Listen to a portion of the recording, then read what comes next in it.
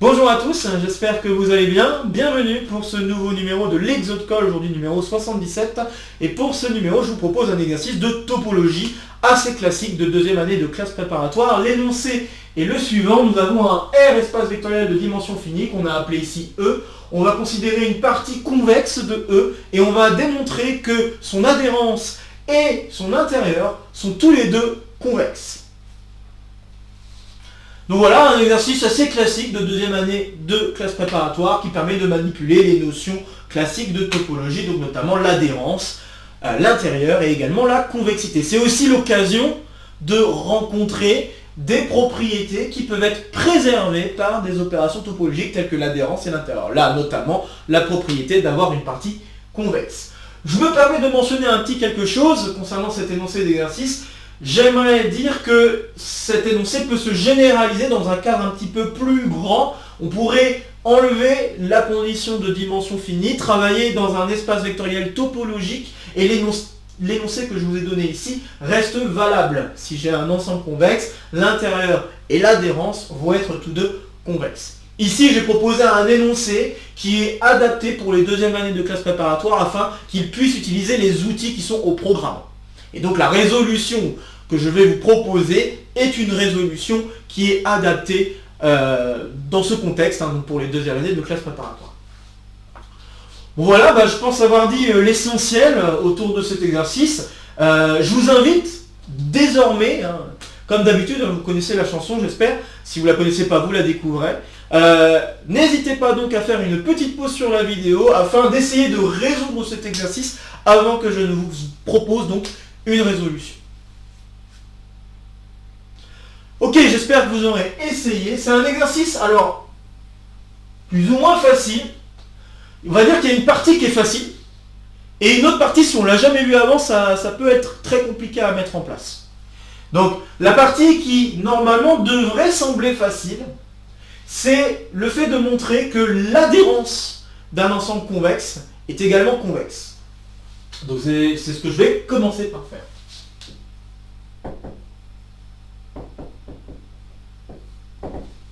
Alors donc on a C notre ensemble convexe, on va d'abord montrer que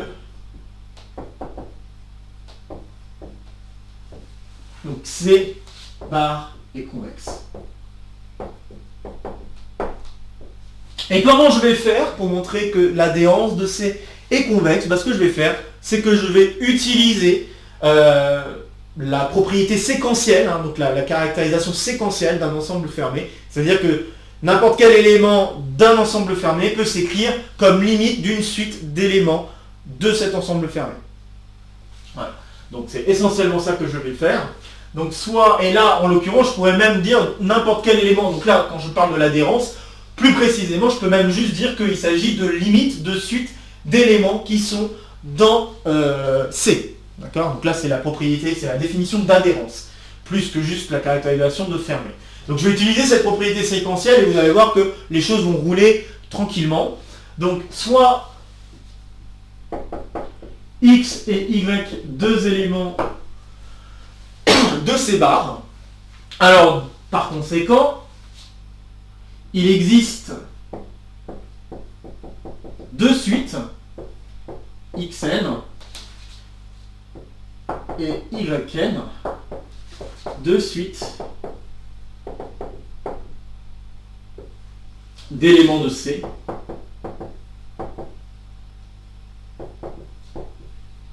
tels que donc pour tout tel que X tel que la limite, voilà, c'est ça que je voulais écrire, donc tel que la limite quand n tend vers l'infini de Xn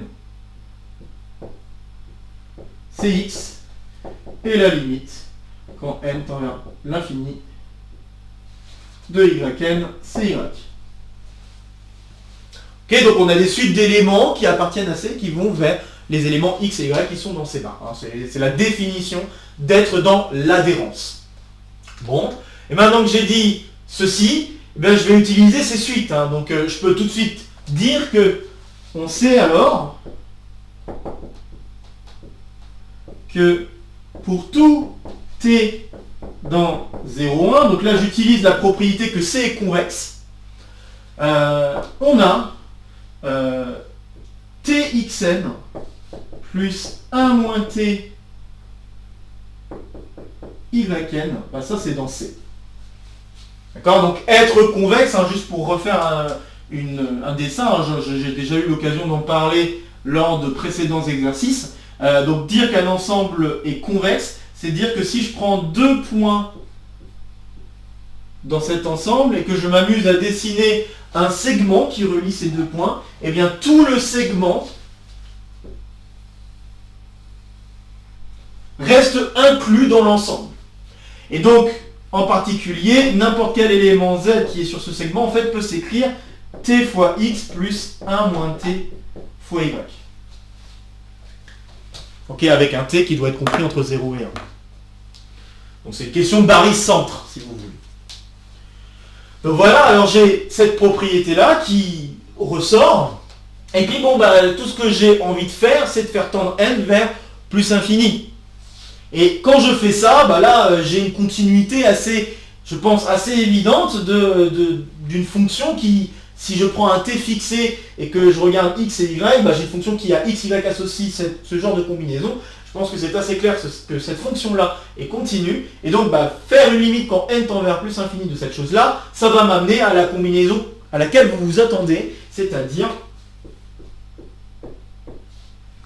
tx plus 1 moins t y. Pas très difficile de s'en rendre compte, surtout là on travaille en dimension finie.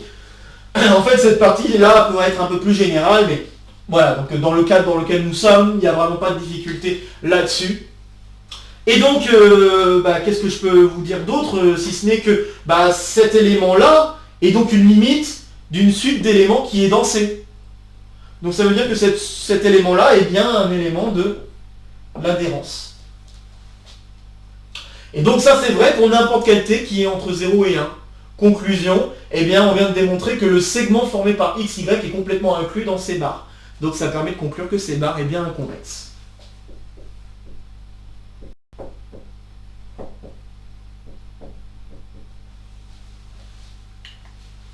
Voilà, alors juste pour le dire, en effet dans un cadre un petit peu plus général, on pourrait regarder simplement la fonction qui a t, x, y associe cette combinaison. Se rendre compte que cette fonction est continue en les variables t, x et y. Et donc par continuité et par la propriété de convexité, en ajoutant également la question d'adhérence. C'est-à-dire que quand on a une fonction continue avec l'adhérence, ça se passe plutôt bien également. Hein. C'est juste la question de pouvoir sortir la limite, ou plutôt pouvoir faire rentrer une limite dans le calcul. Grâce à ça, on peut aussi conclure. Donc bien sûr, on ne parlerait plus de limites séquentielles. Hein. L'idée, c'est que quand on travaille dans un cadre un petit peu plus général, on pourrait éviter cette caractérisation séquentielle, passer par le biais d'une fonction continue et ce genre de choses. Voilà, je ne vais pas rentrer dans les détails, mais je tiens juste à dire qu'on pourrait modifier un petit peu le raisonnement en faisant intervenir ce type de fonction et conclure le même genre de choses dans un cadre un peu plus général que celui-ci. Je dis ça, c'est vraiment pour ceux pour qui, qui ont un niveau un petit peu au-dessus, genre les gens en agrégation, des choses comme ça. Si ça les intéresse, ils pourront aller jeter un coup d'œil. Il y a une preuve un peu plus simple qui permet même de gagner beaucoup de temps en passant par là. Bon, déjà, j'ai envie de vous dire que la preuve qui est ici est assez simple, hein, j'espère que vous vous en rendez compte. Maintenant, on va s'intéresser à la partie un peu plus difficile de cet exercice, c'est-à-dire montrer que l'intérieur de C est également convexe. Ça, c'est un petit peu plus difficile que l'adhérence. L'adhérence, comme vous pouvez le voir, c'est vraiment manipuler une notion classique. Mais en fait, l'intérieur, c'est aussi manipuler une notion classique, mais il faut le manipuler convenablement. Voilà, je me permets d'effacer. Et je vais maintenant démontrer que l'intérieur est également convexe.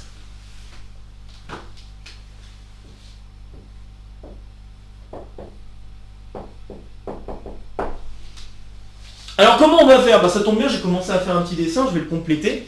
L'idée va être la suivante. Je vais prendre mes deux éléments, x et y, à l'intérieur de C. Dire qu'on est à l'intérieur d'un ensemble, ça veut dire que je dois pouvoir trouver un voisinage ouvert de l'élément que je choisis à l'intérieur, je dois trouver un voisinage ouvert, tel que ce voisinage est complètement inclus dans l'ensemble dans lequel je suis. C'est ça en fait prendre l'intérieur d'un ensemble. C'est prendre les points tels qu'il existe un voisinage ouvert qui est complètement inclus dans l'ensemble. C'est ça que ça veut dire être dans l'intérieur. Et donc, pour montrer que n'importe quel élément dans le segment est dans l'intérieur de C, il va falloir montrer qu'il existe un voisinage ouvert autour de ces éléments-là, donc autour de chaque élément du segment, et que ce voisinage ouvert est complètement inclus dans C. Si on arrive à faire ça, on a gagné. Alors maintenant, je vais vous faire juste un petit schéma et vous allez comprendre ce qui va se passer. En fait, ce qu'on va faire, c'est que bon, les deux éléments X et Y sont tous deux dans l'ouvert. Alors bon, je peux faire un choix, je pourrais limite jouer avec les deux éléments, mais moi je vais décider juste de jouer avec un seul des deux éléments. Disons que je vais jouer avec Y. Y, comme c'est un élément à l'intérieur de l'ensemble, je peux donc donner un voisinage ouvert qui est complètement inclus dans C et dans lequel Y vit. Et puis ce que je vais faire, c'est que je vais considérer toutes les combinaisons linéaires que je pourrais construire avec, disons, un t fixé. Donc là, je vais dire t est fixé. Et puis, je vais regarder une fonction liée à la combinaison linéaire qui va me permettre de considérer tous les segments que je pourrais avoir entre un point qui appartient à ce voisinage et x. Et en faisant ça, en regardant justement ce qui va se passer en t, je sais pas si je fais... Ouais, je peux faire une autre couleur. En regardant ce qui va se passer en t, je vais trouver quelque chose. Bon, peut-être plus petit, hein, parce que là, je le fais un peu grand, là. Mais je devrais trouver quelque chose. Je vais faire un peu plus petit, juste pour que ce soit un peu plus... entre guillemets réaliste, même si bon, l'idée c'est que ce soit juste un schéma. Je vais pouvoir construire donc un ensemble ouvert, en disant que cet ensemble c'est l'image de ce voisinage-là par la fonction liée à cette combinaison linéaire. Je vais faire ce genre de choses, et en faisant ce genre de choses, je vais pouvoir donc construire un ouvert dans lequel l'élément qui m'intéresse vit, et de plus, tout l'ouvert qui est ici sera dans C, grâce à la propriété de convexité. Par conséquent, j'aurais réussi à construire un ouvert complètement inclus dans C et qui contient exactement l'élément qui m'intéresse. Je pourrais donc conclure qu'en effet l'élément qui m'intéresse est dans l'intérieur. Bon, alors maintenant que je l'ai dit avec les mains, je vais maintenant l'écrire proprement. Alors si je me lance à l'écrire proprement, je vais dire la chose suivante. Donc je pars, comme je l'ai dit, de deux éléments qui sont à l'intérieur de C, donc soit X et Y, deux éléments à l'intérieur de C. Je vais considérer deux choses. Premièrement, le fait que Y est à l'intérieur de C me permet de dire qu'il existe un voisinage ouvert, complètement inclus dans C, qui contient Y. Donc je vais faire deux trucs en même temps. D'un côté, je vais dire il existe V, voisinage ouvert de Y, tel que V est complètement inclus dans C.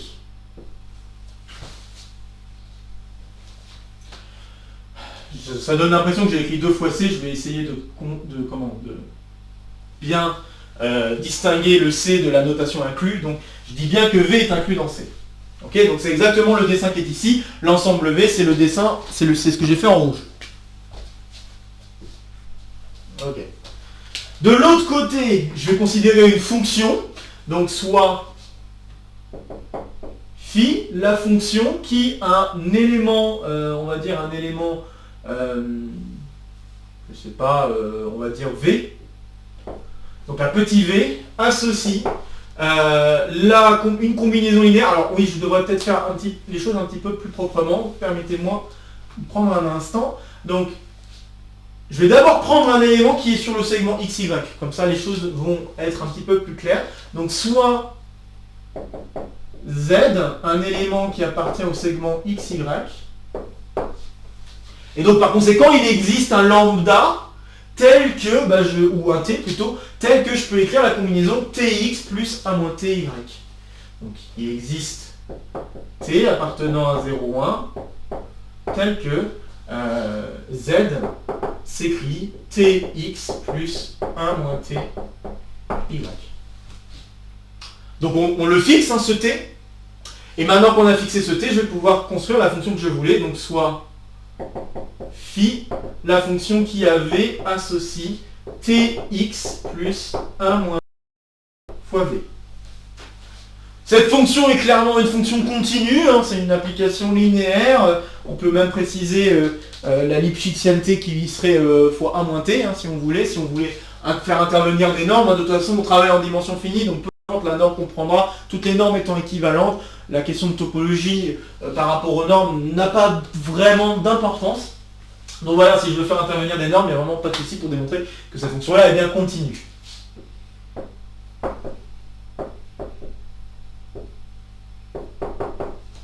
Voilà.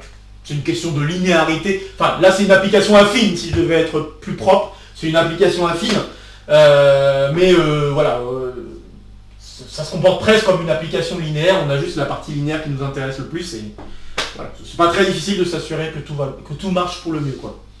Donc c'est bien une fonction continue, tout va bien. Donc voilà, donc j'ai d'un côté mon voisinage ouvert, de l'autre côté j'ai ma fonction continue, dont je suis content. Et ce que je vais dire, c'est la chose suivante, comme j'ai une fonction continue sur E, en particulier, n'importe quel ouvert est envoyé vers un ouvert.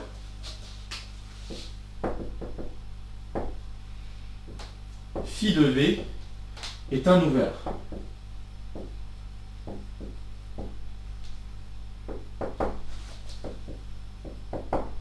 C'est un ouvert de E, en tout cas a priori, puisque V est un ouvert.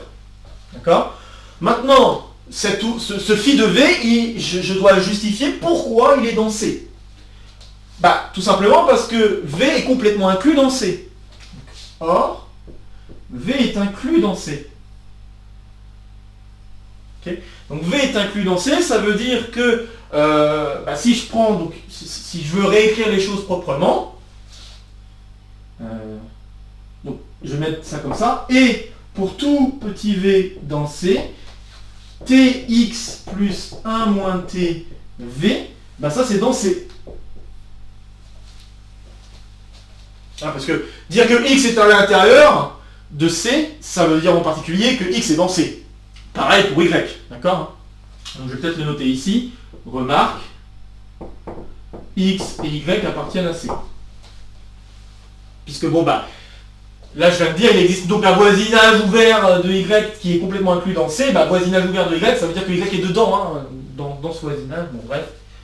Je sais que c'est peut-être pas grand chose, parce que je suis en train de pinailler pour pas grand chose, mais je préfère juste essayer d'être le plus clair possible pour les gens qui sont peut-être pas très habitués à la notion de topologie. Donc je pinaille, mais c'est vraiment pour eux, pour leur permettre de mieux comprendre ce qui se passe. En espérant que ça aide. Bref. Donc, là, on voit une combinaison convexe, hein, et donc cette combinaison convexe permet de dire que oui, je suis dans C, hein, si x et v sont tous deux dans C, on est dans C, et par conséquent, phi de v, c'est un ouvert de C.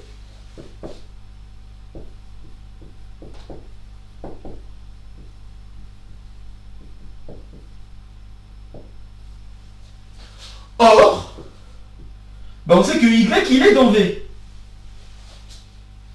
Donc, z, qui est en fait égal à phi de y, il est dans phi de v. Donc qu'est-ce qu'on vient de démontrer, hein, c'est ce que je disais en faisant les dessins et en bougeant les bras comme ça, pour la preuve. Eh bien, je viens de montrer qu'il existe bien un ensemble ouvert, complètement inclus dans C, qui contient le point qui m'intéresse. Donc ça veut dire qu'il existe bien W égale ici phi de V, voisinage ouvert,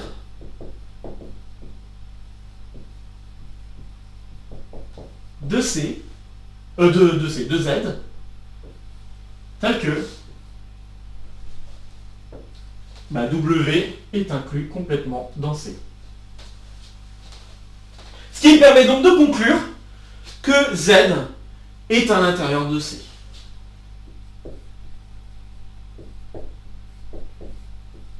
Et donc, l'intérieur de C est convexe.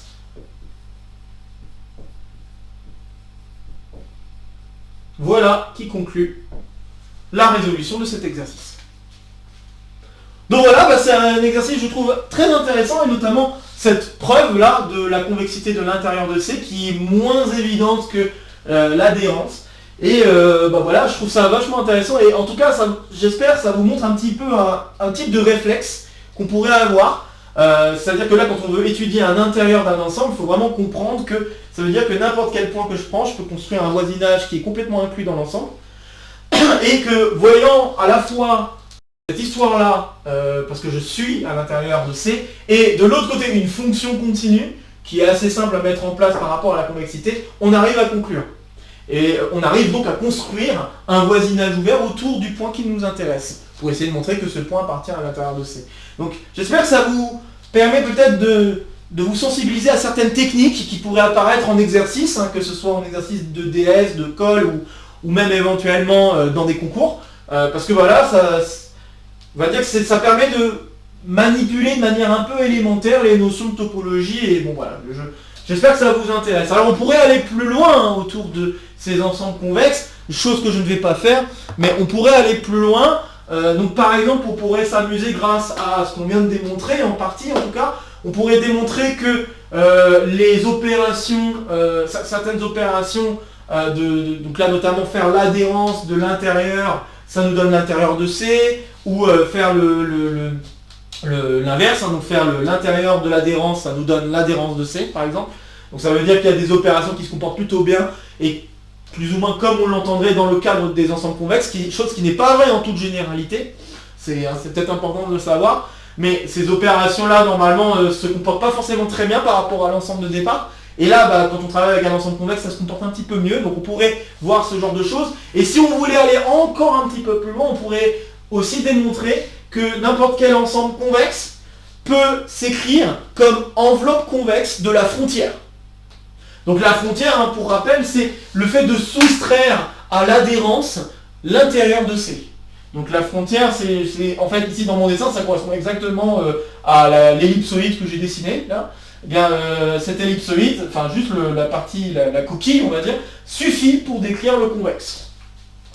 Il y a même des exercices autour d'enveloppes convexes qu'on pourrait faire, et d'ailleurs que je proposais un petit peu plus tard en petit exo de colle, autour du théorème de Kara-Théodori. Donc on aura l'occasion de revoir des questions d'ensemble convexe plus tard autour d'autres exercices. Mais voilà, je voulais vous proposer cet exercice assez sympa, déjà pour, on va dire, un peu introduire les exercices autour de la convexité et donc des ensembles convexes, et puis en même temps vous permettre de manipuler ces notions élémentaires de topologie.